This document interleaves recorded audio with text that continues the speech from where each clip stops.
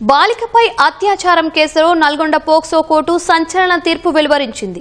దోషికి 51 ఏళ్ల జైలు శిక్ష విధిస్తూ POCSO court in-charge judge Rojaramani తీర్పు వెలువరించారు.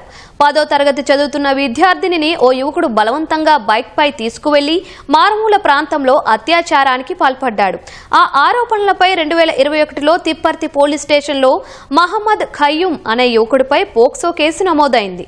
2022 నుంచి జిల్లా కోర్టులో వాదనలు కొనసాగగా తాజాగా 51 ఏళ్ల జైలు శిక్ష విధిస్తూ జడ్జి రోజారమణి తీర్పు ఇచ్చినట్లు పబ్లిక్ ప్రాసిక్యూటర్ రంజిత్ కుమార్ వివరించారు. దీంట్లో పోక్సో యాక్ట్ సెక్షన్ 6 కింద 20 years, 366 కింద కిడ్నాప్ కింద 10 years మరియు SC/ST she belongs to SC/ST community.